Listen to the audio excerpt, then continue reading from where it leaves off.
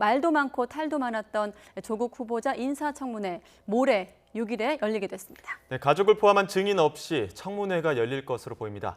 국회 취재기자 연결합니다. 우철희 기자. 네, 국회입니다. 네, 두 원내대표가 같이 기자들 앞에 서 있었던 모습을 봤는데 합의점을 찾았네요. 네, 그렇습니다. 모레죠. 금요일인 오는 6일에 하루 동안 조국 법무부 장관 후보자에 대한 인사청문회가 열리게 됐습니다. 더불어민주당 이인영, 자유한국당 나경원 원내대표의 회동 결과물입니다. 민주당 이인영 원내대표는 청문회를 일찍 했으면 좋은데 아쉽다면서도 이렇게라도 하는 것이 국민에 대한 도리라고 밝혔습니다.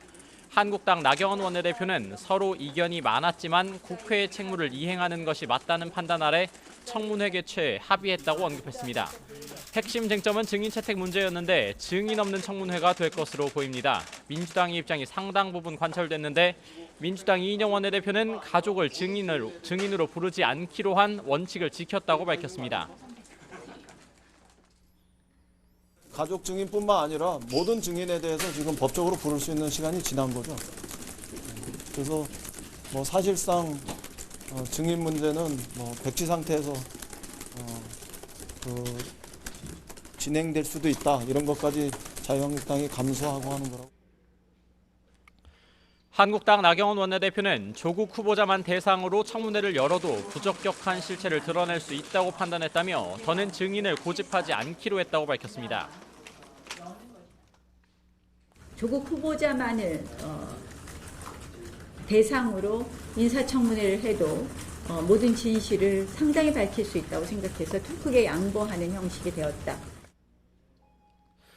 여야 원내대표 오후 회동에도 불참했던 바른미래당 오신환 원내대표는 문재인 대통령의 반헌법적 조국 지키기 쇼에 들러리를 서지 않겠다며 청문회 거부의 뜻을 밝혔습니다. 네, 참 우여곡절이 많았는데 앞으로 청문회가 실제로 열리기까지 남은 과제는 무엇이 있죠? 네, 조국 후보자 청문회를 담당하는 국회 법제사법위원회 전체 회의에서 청문 계획서와 증인 채택 또 자료 제출 요구의 건이 통과가 돼야 합니다. 이와 관련해 잠시 뒤인 오후 5시에 법사위 전체 회의가 소집될 예정입니다. 여야 원내사령탑이 증인 없는 청문회 개최에 의견을 모은 만큼 다소간의 공방이 있더라도 세 가지 안건이 통과될 가능성이 현재로서는 커 보입니다. 여당은 조국 후보자 방어 전략 수립과 함께 최대한 많은 해명 기회를 부여하는 청문회를 준비할 것으로 보입니다.